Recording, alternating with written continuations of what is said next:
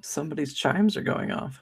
Oh, that's my grandfather clock. Yeah, 11 o'clock. Yeah, that was a Nice. hammy. Inherited my parents when they downsized. I got some furniture, and it's pretty cool. I can mute. I'm just waiting for Substack to catch up. Come on, Substack. It says it's going. Why don't I ever see them? Oh, there it is. No. It just takes a minute, I think. Let me refresh. I'm going to refresh YouTube. Okay. So when somebody is like loading up the hearts. And there's YouTube. I can never pull Eileen, you're still muted.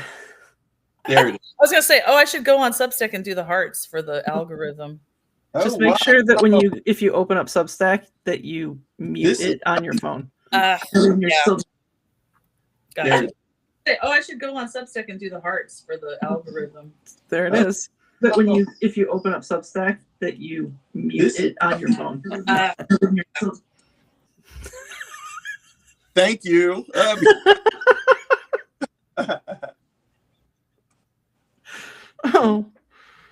Oh my goodness. All right. So our topic today is intimacy, and I wanted to start with getting everybody's idea of what intimacy means to everyone, whether that be a surface level or something deeper. And I want to preface this with saying that I've been spending the past year, maybe two, really deep diving into this concept, and I've recently run across creators and therapists that have been talking about intimacy that's kind of echoing what I've been coming up with on my own. So gosh, which way do we want to go with this? Onyx, do you want to start us off? Yeah. So intimacy. Intimacy is interesting. Intimacy, people, when people think of intimacy, I think the first thing they think of is a sexual relationship, sex of some sort.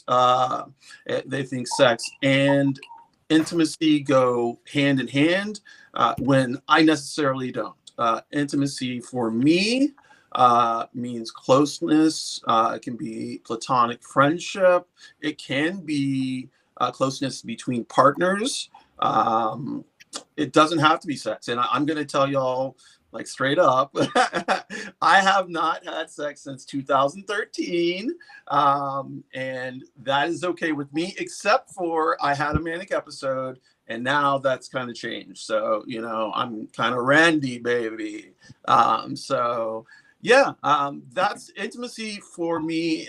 For a long time meant close companionship, without sex and not necessary, no sexual relationship. And I don't mean sexual intercourse. I mean, everything besides that, cuddling, holding, all that good stuff. I mean, it was there, but it was there in small amounts. It's improved, I think, between me and Egg. We've talked about this, and we are trying to work on our intimacy level. I think once I started transitioning, she was kind of put off by the intimacy part. So that's something that we are both working on now. Yeah. Eileen, do you have some thoughts that you want to share?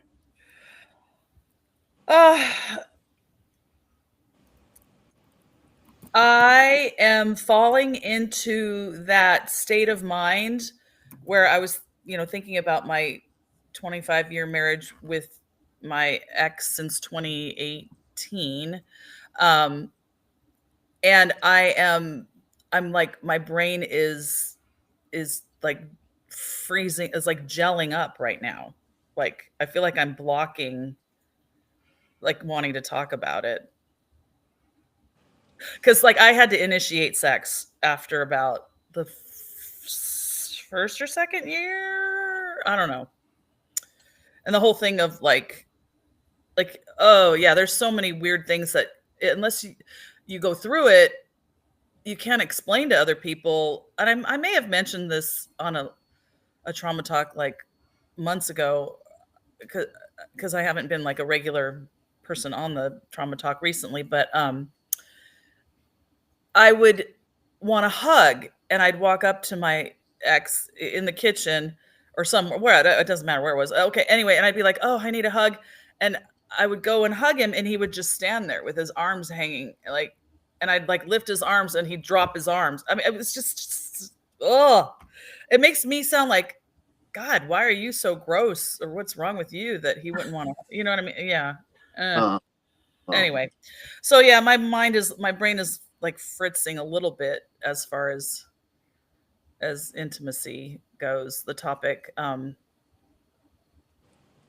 Yeah, and then as far as like friendships, platonic friendships, I've had several friendships in the last couple of years where I've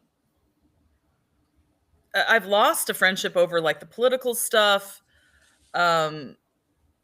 There's another friend who's a really active precinct committee person and hosts like candidate meet and greets and postcard parties, but like she's said some things to some people, like, and weirdly pushed them away for like odd things. Like, she's very environmental, and she got mad at this one lady for doing catch, neuter, release because cats are killing birds, and those cats should be they'd be finding homes where they're indoors or going to shelters and be euthanized. And oh my God, I don't know.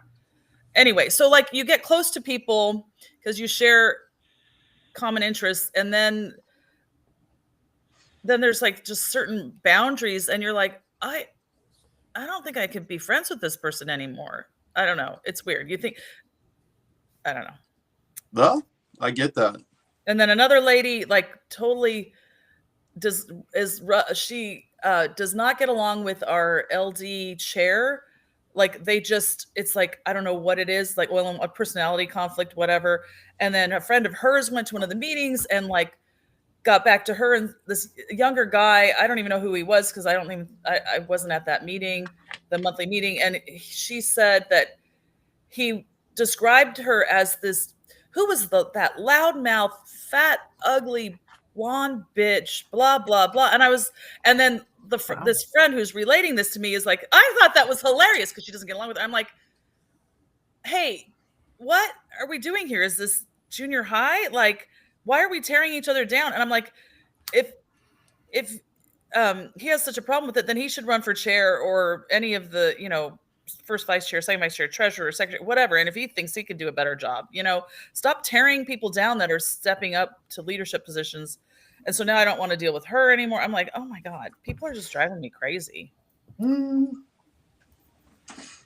about you, Brandon? Yeah, intimacy basically is closeness or a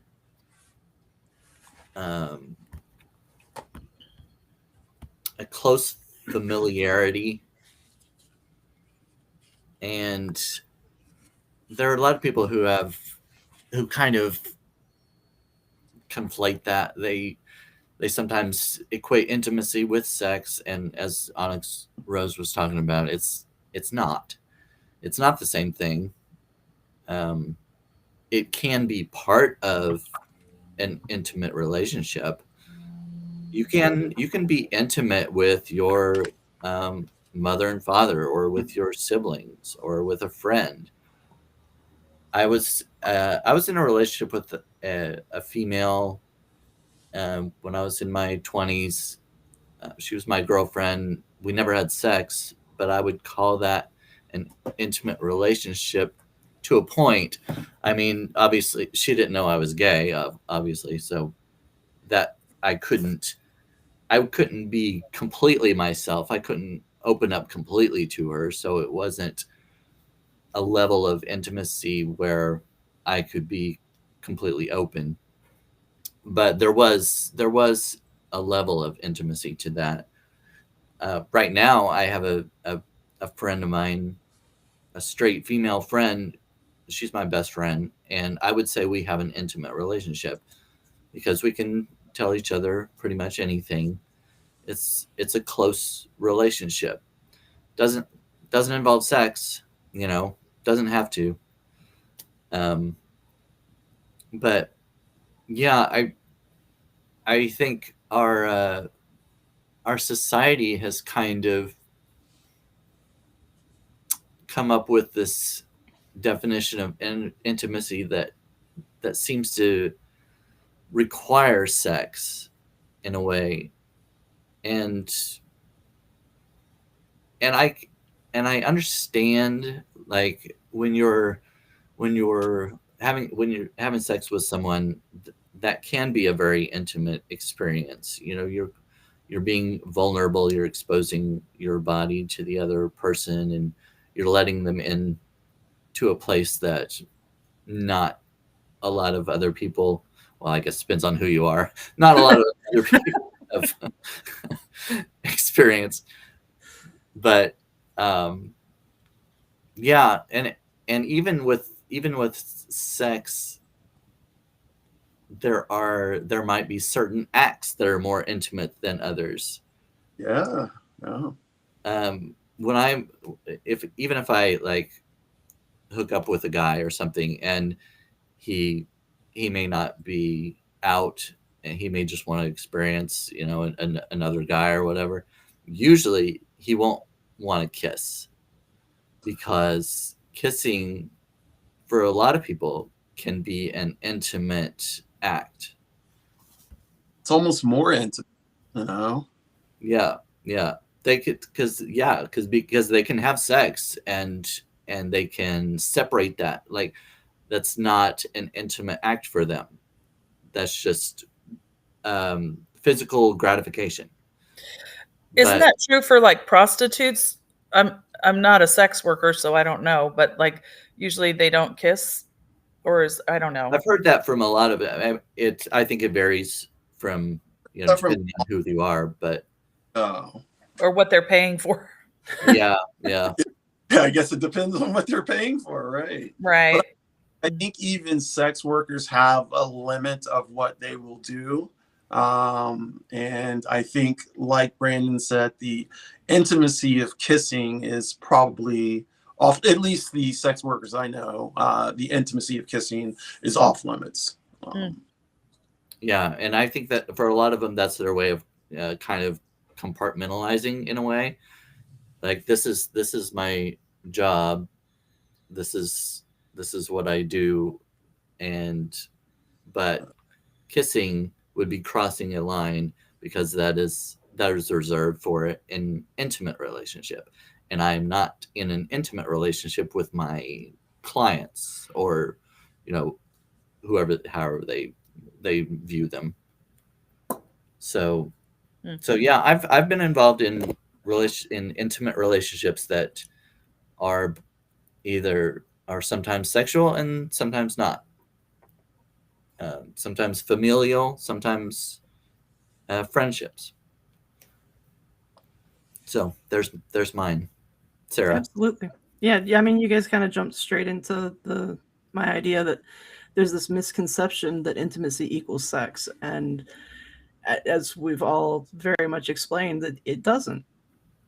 I would almost define what we have going on here is an emotionally intimate conversation, or intellectually intimate, or maybe a little of both. Yeah.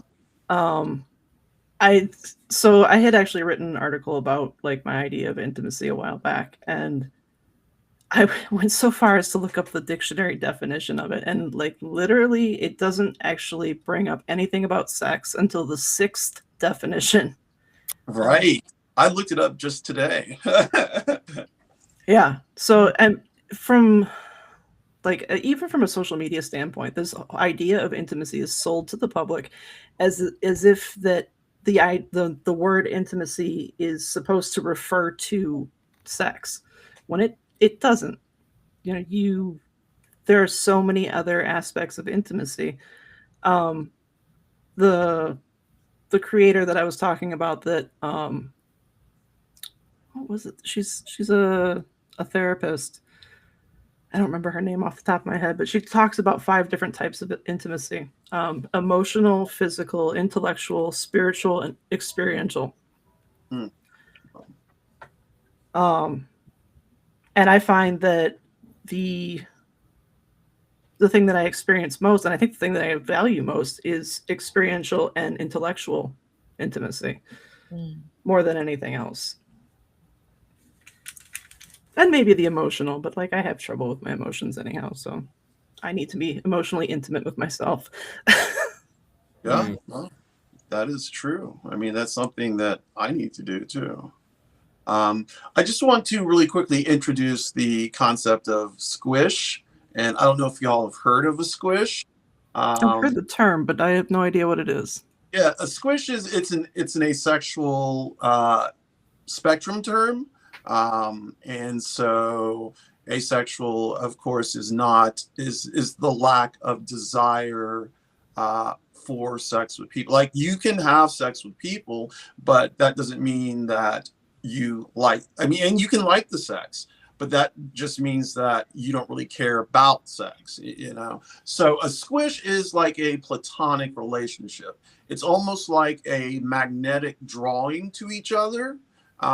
So you might say it as a like a best friend, like instead of a bestie, you know, or like when I worked, so I had a squish and it burned really quickly, but we were attracted to each other like this. And it was so powerful. Hi, Kitty. It was so powerful that, you know, we just couldn't stay away from each other, but it wasn't sexual. You know, there was no sex involved. There was no pretense of sex. It was just a magnetic drawing. And so that's what a squish is on the asexual spectrum. And so I do experience those. You know, egg is demi. To a certain extent, I'm demi, but, you know, I'm moving over into the omni section. Yeah, so squishing is a big part, and it has been a big part of my life in terms of intimacy. Yeah. Fantastic. Well, I learn something new every day. I'm not familiar with the term omni either. omnisexual is a step further than pansexual. I think omnisexual just means like anybody and everybody.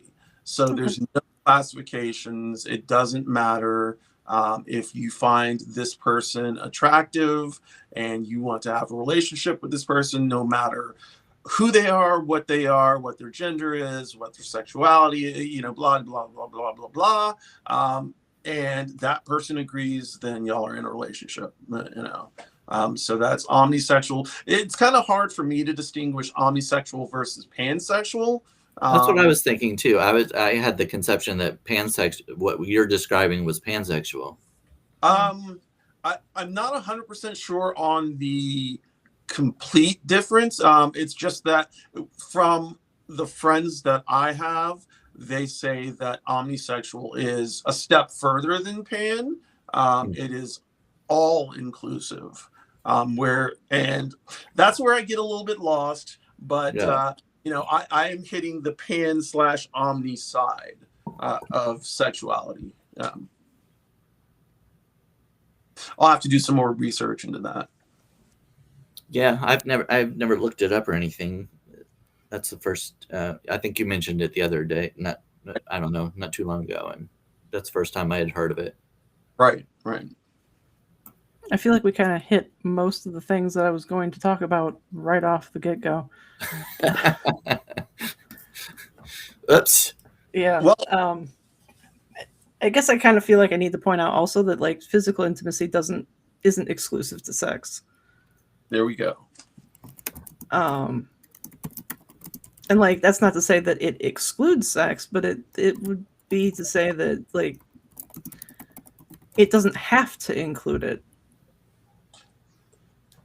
It can be holding, touching, you know, cuddling, you know, little touches on the shoulder, on the back, you know, as you walk by your friend or partner. You know, these are things that don't include sex, but definitely build intimacy between partners. and I'm talking about between partners. Mhm. There doesn't have to be sex. Like I said, Egg and I haven't had sex in 13 years, but that does not mean we have not been intimate. We have an intimate relationship, and we have been partners so long that in the beginning we had sex all the time, all the time, and then when it all kind of stopped when that family therapist outed me as trans, and then there was a 3-year period where we were considering divorce. Actually, she was considering divorce. I was not, but she was. And I think that brought on our what I would call our little lesbian bad death, and so we stopped the sexual relationship, but we continued with the intimate relationship. No. It kind of brings up the point of levels of intimacy, because if you have a friendship that you consider to be intimate, but you don't reveal everything about yourself to them, is it truly fully intimate, or is it just a level of intimacy? Like how much do you have to reveal yourself, or how close do you have to be in order for you to consider it an intimate relationship? That's a really good question. Because it's just something I thought of especially when I was talking about my girlfriend at the time. I felt like we had some form of intimate relationship, but definitely not fully intimate, because we weren't physically completely intimate as far as sex, but also I didn't feel comfortable enough to reveal that I was gay, obviously, because we dated, and she thought, I don't know what, I can't say what she thought exactly, but it wasn't completely intimate as far as my emotions and that kind of thing. But and it's with your family, you have a different kind of intimacy than you would with and it's kind of like love, I guess, different forms of love. You can love your parents in a different way than you love your siblings, or than you love your partner, or pizza, or dog, or your dog. You can have certain forms of intimacy or certain forms of love for each of those entities, I guess. But they're different forms of love, different forms of levels of intimacy, I guess. I don't know. I don't know if there's like any kind of gradation from one level of intimacy to the other or anything, but I don't know. This is just something interesting to think about, I guess. Yeah. I wouldn't say that. I think what you're describing wouldn't be negated in any way by the fact that you weren't able to share everything with this person. Yeah. But what you were able to share with them, you didn't feel like you were going to be you weren't going to be judged, you weren't going to be talked down to about it. Yeah. That you could share freely with this person. Let me ask this though. If you didn't tell this person you were gay and you didn't have sex with this person, are you leading them on by not telling them you were gay, or her by not telling her you were gay? I mean, I guess you can still have a somewhat intimate relationship. Intimate. We've already discussed that intimacy does not equate to sex necessarily. Right. Yeah. But does intimacy equate to honesty in a relationship? Yeah, I mean again, that goes back to the levels, I guess. I mean, I at the time I thought I was trying to be normal, you know. I was trying to have a normal relationship. What I thought, what I'd been taught was what I was supposed to do, you know, get married to a female and have a family and live happily ever after or whatever. But you know, I wasn't, I was leading her on basically in a way, but I wasn't intentionally, you know what I mean? I was trying to be honest and have an honest relationship and have a family and everything, but it wasn't going to work. And I just, I was fooling myself and her and everybody else, I guess, in thinking that it would work that way. And it just, I could have done it. I could have married her, and I probably, I don't know. I probably could have had a family and whatnot. I would have been miserable, and so would she. But I could have done it. I mean, there's that, and that goes to a lot of relationships now, marriages that lack intimacy. People get married for different reasons, and sometimes those reasons have nothing to do with intimacy or love. You know, there many throughout history there have been, you know, the kings and queens and things, betrothals and selling off daughters and things like that, and dowries and all that. And Right. many relationships lacked intimacy, at least at the beginning. Sometimes those couples learned more about each other and learned to love each other and grew to love each other and became intimate, I guess. In some cases, not all, but in some cases that would happen. But yeah, I mean, even now, even today, in modern times, there are still many relationships where they get together. Maybe they had sex early on and the woman got pregnant, and Oh no, not the pregnancy, but well, right, yeah, no, but yeah. right, but sometimes, and sometimes even just having sex, because in like a religious household, if you Yep. if you have sex, you were supposed to get married. Yep, that was my mom. She's like, "Well, if he's spending all this time over here, and blah, blah, blah, you might as well get married." I'm like, "Okay." I was 25, he was 20. We could get married, but not walk into a bar together until like till March. We got married in January, and yeah, 2 months later. Yeah, and then your brain's not even fully formed, especially for males. At 20 is what did I say, Yeah, 25 for the frontal cortex, and right. and women, girls, yeah. And then we had shared interests and common goals, and working in the aviation industry, and he was trying to get his pilot's license, and we had all this fun activities, and the flight school and this, that, and the blah blah blah, and then years go by, and 10 years go by, and like people are like, "Oh, why don't you guys have kids yet?" And I would jokingly say, "Oh, I have to raise him first." I'm like, warning, danger, Robinson. What the hell's that all about? Yeah. Anyway, yeah. So did you feel that you had an intimate relationship with him before you got married? Yeah, I mean, the sex was good before and the first year, and I think there might have been some trauma to him or with him, like, I don't know, sexually, maybe had some, I don't know, I can I'm not only talking about guess. sex, though. Remember, we're talking about intimacy. Yeah, oh yeah. Doesn't necessarily mean it's sex.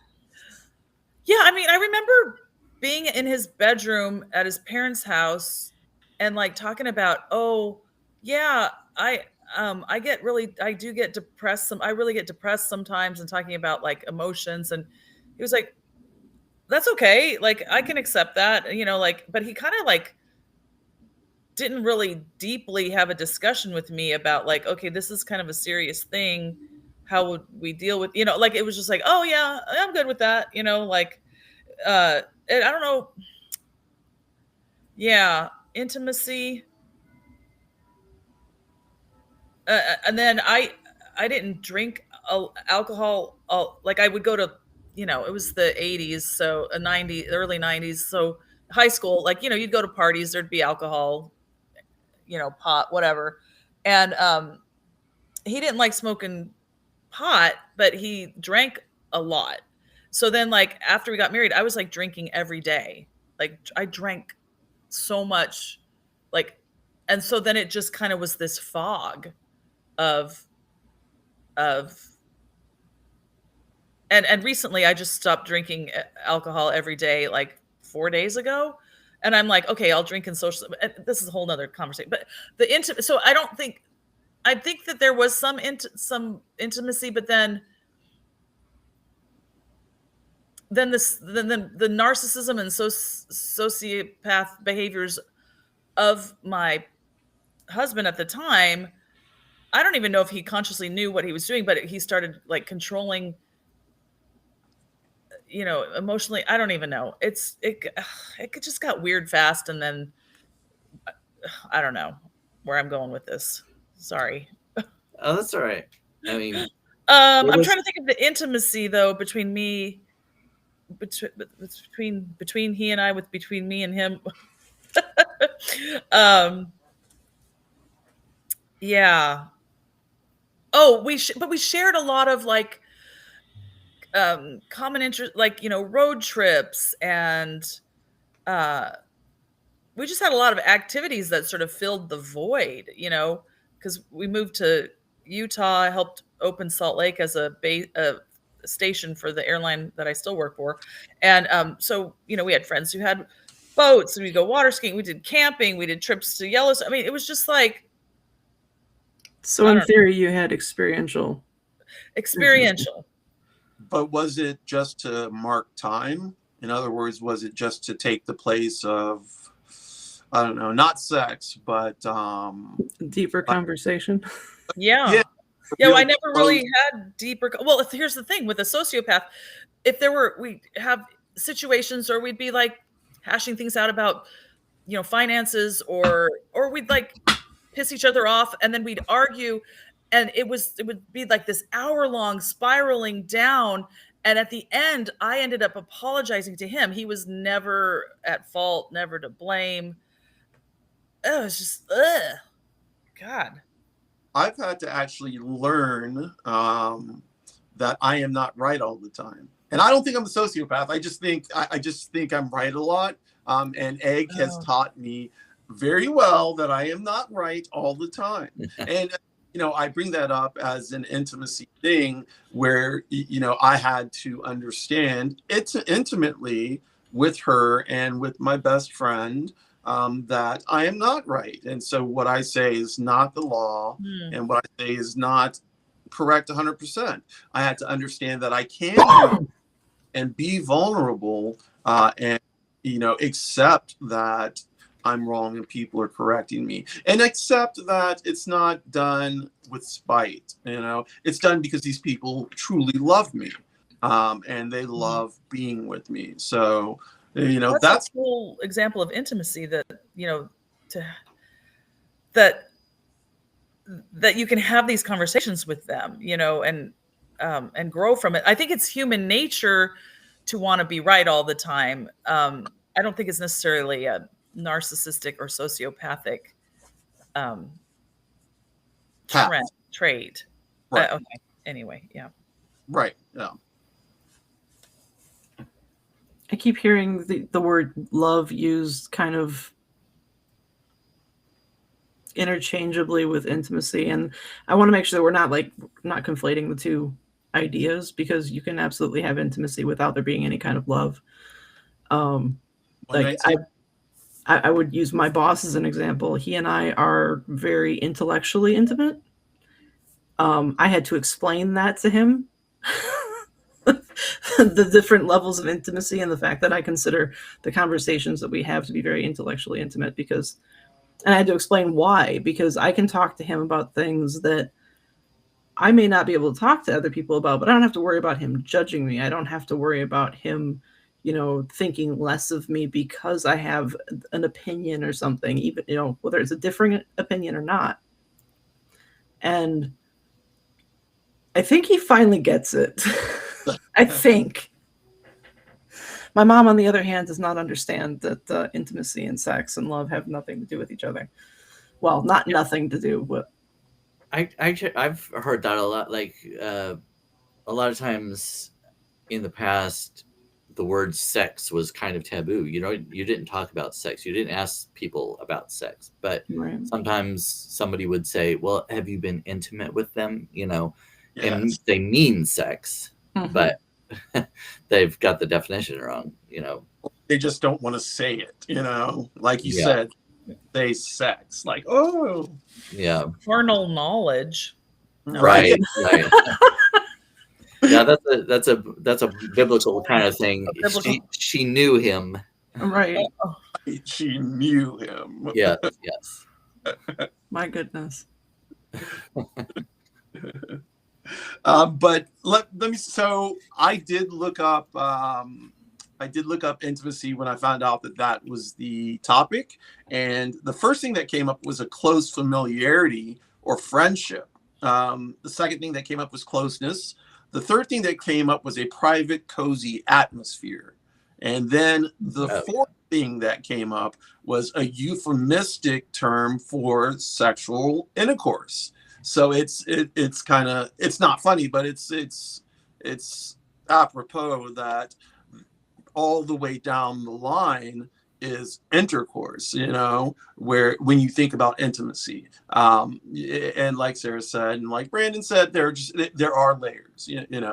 Intimacy is like onion, or like onions. Onions have layers, and you peel them back, and you can figure out.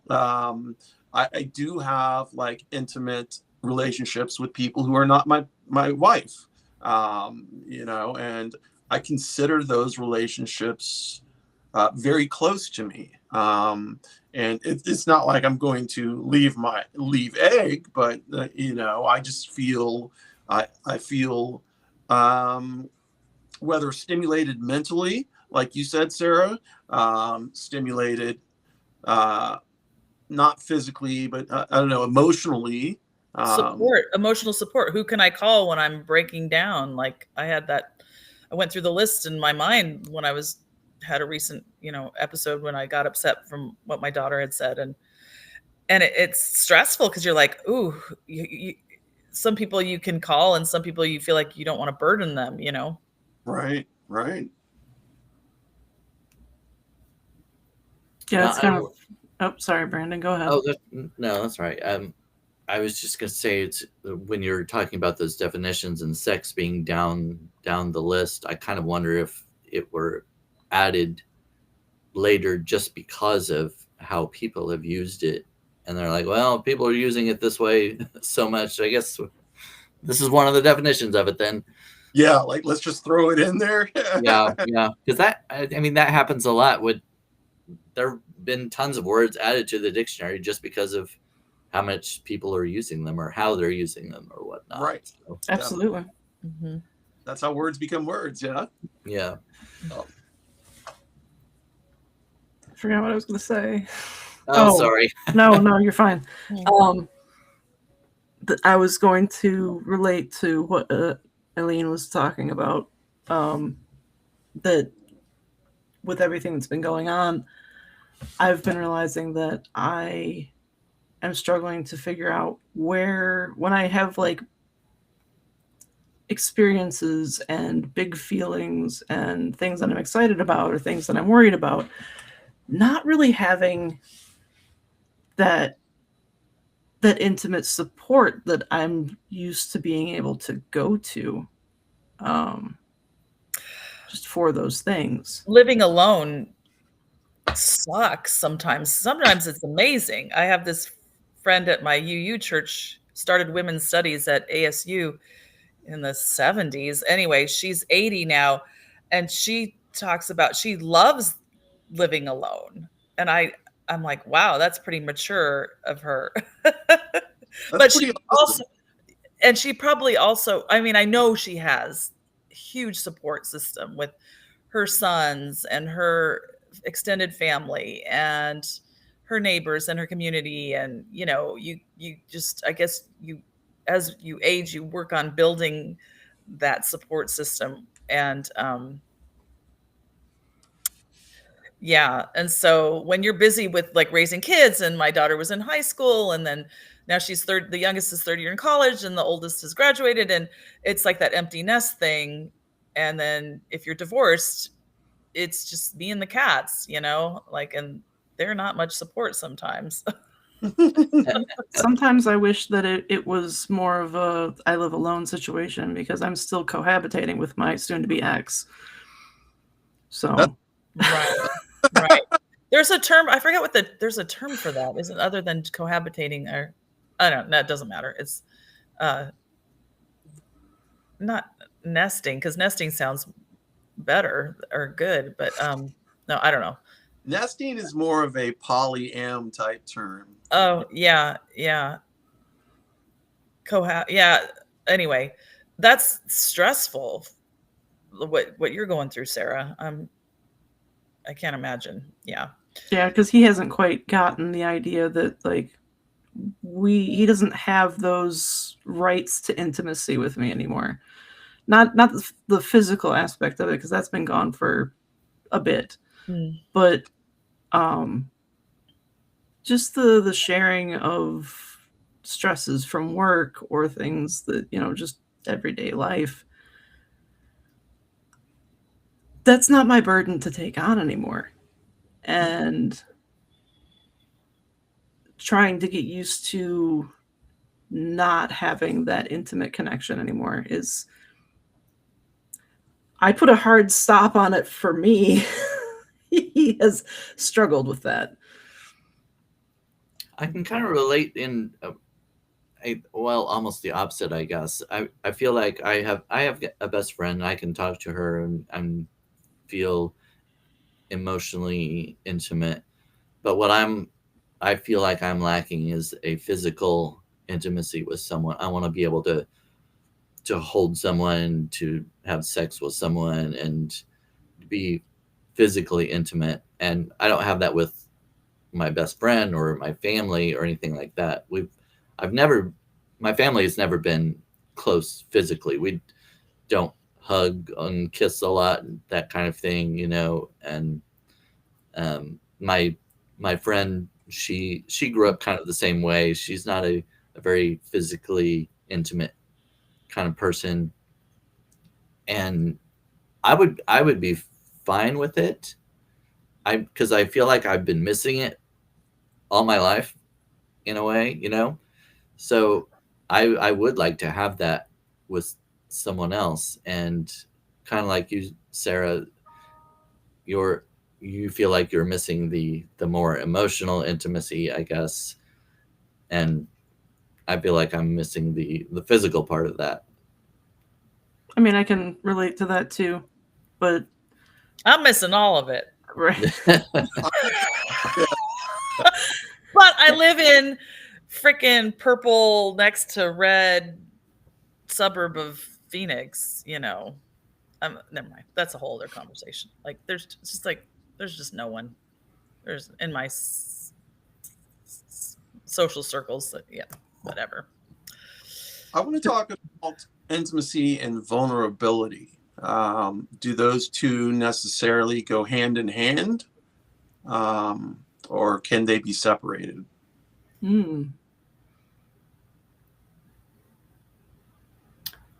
I kind of think in any type of intimacy, there is some form of vulnerability, because you're opening yourself up even intellectual. I think you're opening your mind to the other person. So there has to be some vulnerability. I can't think of any type of intimacy where there's absolutely no vulnerability at all. So I think there has to be some. I don't know. That's my opinion on it.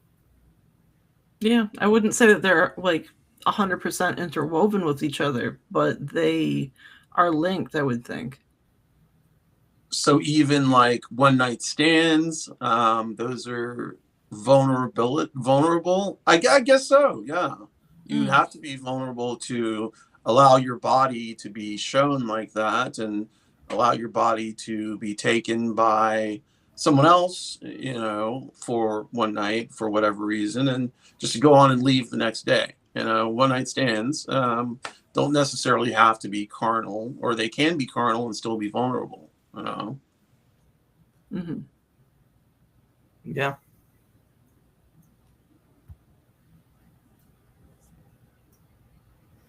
Eileen, I did think you wanna add sometimes anything that's- to that? What? I was asking if you want to add anything to that.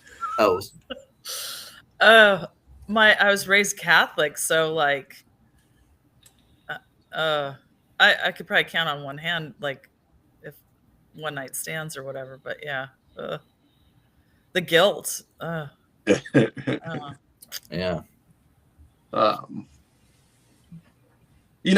I never had guilt with one night stands, but I didn't have guilt, but I had like disgust, Mm. and I don't know. I was never religious, so Yeah. that wasn't it. It was just I don't know. I think I'm not the person to have my body like that, used like that, when my mind is not in it, Yeah. so I don't know. That is not a form of intimacy for me.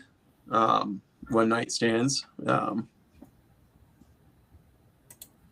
I guess I'm thinking back to certain ones that are popping up in my mind, and I think the guilt was more like, oh my God, what if my mom ever found out? Or am I supposed to confess this? How the hell am I supposed to confess that in confession to a celibate priest? Blah, ugh. Oh my God, no. And I would look back and I was like, oh, what the hell? How did that happen? Or, oh, that was weird. Like, and I'm thinking about it like I don't feel like ashamed of the one night stands. I mean, but it's just all the social societal pressures and religious, uh, um, controlling, the thing, oh my God. Yeah, my brain is fritzing again. Yeah, like just control over women's bodies and, Right. before birth control, like my mom said, her mom told her, don't ever let it, like they'd have the Italian side, so cousins and, and her mother would tell her, don't ever let the boys push you up against the wall. That was the warning she got. And I'm like, what? Like they could get raped by their cousins and get pregnant before birth control. I mean, like, I guess these were like worries back. I mean, things are so, like, evolution hasn't really caught up to, how people are getting into the next generation, with birth control, and women are, I think I ranted about that on the Signal chat the other day, and whose genes get into the next generation. And I don't know how that conversation. intimacy, but yeah, okay. But like, what were we talking about? Oh my God. Sorry, you guys. Well, you were talking about guilt at one night stands, and I remember, like, my very first one. I felt some guilt because of the way I was raised, religion and everything, but I didn't regret it because it was my first experience with a guy, and I had been so curious about it, and interacting online with guys and looking at, pictures and things like that, and I just really wanted to know what it was going to be like to be with another guy. And so I had a one night stand with a guy, and I was glad that I did it, just because I'd been thinking about it for so long and wanted to know, and I still did have some guilt, just because of, like I said, the religious You know, you're not supposed to have sex with before you're married, and you're not supposed to have sex with a guy. I was like double, you know, I was it was a double sin for me. Ah, But yeah, I was because throughout the first part of my college years when I was hooking up with guys online and stuff, I realized later that I was using sex as a replacement for intimacy. Right. What I really wanted was to be Mhm. with a guy and to be intimate with him, but I just used sex instead. And And that's what I was getting at from the like hooking up and one night stands. Can yeah, it be vulnerable? I mean, can you be intimate or vulnerable and with one night stands without feeling guilty? No. to me, it felt like it the closeness, the physical closeness, and the sex and the kissing and everything, it felt intimate just for the time that we were together, you know. Right. But then once it was over, it's like, well, Did that's it turn kind of it, you know. or And any oh, sorry, what? did it turn like to disgust or anything? Like, were you upset with yourself because you had this one night stand and what you really wanted was a partner who you could be intimate with? Or were you just like, pretty cool with having one night stands? When I was younger, I was pretty cool with it. Not going to lie. No. I was okay with it at first, at least, and because, well, like I said, especially with the first one, I wanted to know, and I was curious for so long, and it kind of satisfied that curiosity at least, but it didn't satisfy the intimacy that I was looking for, but I didn't know it at the time.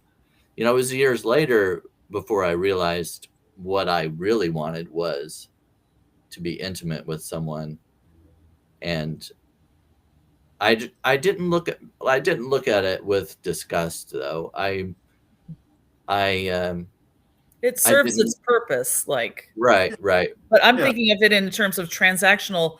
You kind of want a return on your investment, and so you're investing your whole self, and what's coming out of it, you feel like, gosh, I feel like I deserve more, or well, we all deserve to be um, cared about. Yeah. You Yeah. want someone to. I always say, God, I wonder if I'll ever meet anybody who gives a shit about me, like as a boyfriend or relationship or whatever. Ugh, Reciprocation. yeah. Yeah. Wow. Hmm. Yeah, and I didn't feel disgust, but I did later realize that I felt empty Right. Hmm. Right. afterwards. Something's missing. Yeah. Yeah, Right. because if if you have an intimate partner, if you have an intimate relationship and you have sex afterward, you conceivably, I mean, theoretically, you shouldn't feel empty because you still have that person, and that it didn't end with with your orgasm or whatever, after the sex was over. It didn't, your relationship didn't end. With a one night stand, it does. Right. It's just over. Yeah, everything, the intimacy, the faux intimacy, at least the There we sex, everything, you leave his house, and It's like it dissipates, it's just like magic yeah, and it's gone. yeah. Now, with the friend with benefits, it's a little different because you're going to see that person again. But in between those times, I mean, I guess it depends on your level of friendship. Friend with benefits, it depends on Right. that friendship. Usually, I've only had like one or two, but we really weren't friends. I would say we didn't call each other up and talk and things like that. We might have hung out just a little bit, you know, and talked a little bit before and after sex, but it wasn't, it still wasn't an intimate relationship. There was still that gap. Had sex, that night was over, and until the next time, there was still this emptiness or lack of intimacy.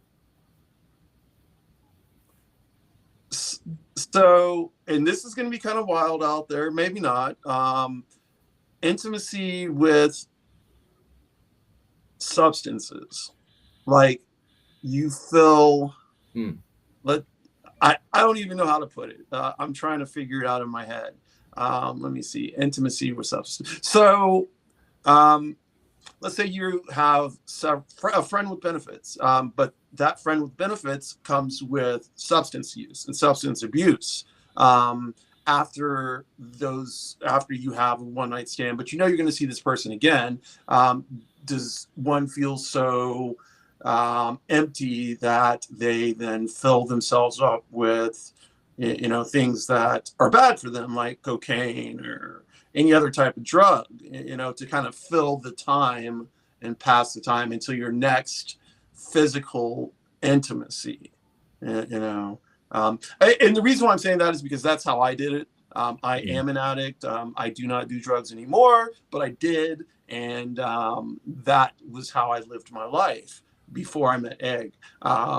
You know, it was a bad way to live, but that was what I thought intimacy was, you know, the fact of not necessarily being able to be intellectually stimulated, but physically stimulated, and then pass the time until I was physically stimulated again.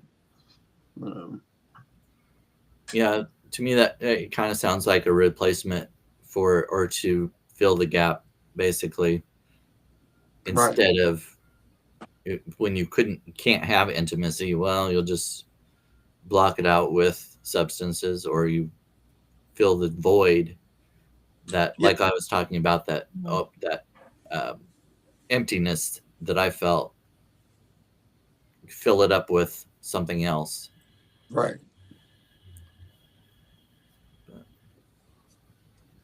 Yeah, I think that's kind of what I was doing with alcohol before COVID happened. Now that I'm thinking about that, because like prior to COVID, I drank really heavily every night, and then COVID happened, and we're all like, we were living with my parents at the time, so it was me, my then husband, our child, and both my parents living in one house, and all of us being under one roof constantly. Yeah, I gave up drinking. Yeah. That would have made me drink even more. I know, and that's like what a lot of people did. Damn. But I like completely went the opposite direction with it. That's probably for the best, though, you know? Yeah, definitely. Yeah. Well, I think suffice to say that intimacy is a very complex concept. It is. Yeah. The act of intimacy is just not sexual. It is so many layers. It is emotional. It is intellectual. It is it can be physical. You know, it's just so many things like that make a relationship, if it's going to be a relationship, intimate. You know, and it can be a relationship of, like Brandon or like Sarah, like everybody said here, that, you know, it can be any type of relationship. Whether it is friends, you know, parents, so on and so forth. Like Brandon said, I did not have that close relationship with my family. My wife does. So they always say, I love you before they leave. They always kiss each other, you know, it's constant, you know. And then I got to thinking, like, my family never did that. We didn't have that level of intimacy, and we still don't. And that kind of bothered me. And, you know, when I started saying I love you to my parents, you know, my sisters, and this is kind of fucking wild. My sisters were like, you know, that's a white person thing. You know, black people don't do that shit. And I was like, okay, well, you know, that made me kind of like self-conscious. But, you know, I don't really believe that. So, but it did make me self-conscious. Yeah, and I did like the way her family worked versus mine. And you only know from your experience of other people's families, and that might have been your siblings' experiences of Black versus white families, and then you project it out to the as a stereotype or whatever. Right. And as you guys were talking about like levels of intimacy, and I'm thinking about the element of trust, that you're not going to be judged is very woven in the whole intimacy thing. Because if you reveal yourself, you're trying to be intimate, but then you have to trust the person you're allowing in and revealing yourself to. So that whole thing about being worried about being judged. And that ties into vulnerability too. Yeah, that's what I was going to say. Yeah. Mm. Yeah, all these things are very much tied together. Wow. It's hard to tell where one begins and the other one ends. Well, we're at an hour. Yeah, that's what I was going to say. I was looking at that. I was like, well, we made it through. I heard Eileen's chimes. Yeah, I know. I was like, whoa, that keeps. Oh, yeah, it's 12 o'clock. There's a lot of them. I was like, we started on the chimes. We'll end on the chimes. So next one will be on Monday, if I'm not mistaken, 1 p.m. Eastern. Okay. So thanks, everybody, for joining us. Thank you. Appreciate have a great you. day. Thank you. All right. Thanks. You guys take care. Peace and chicken grease.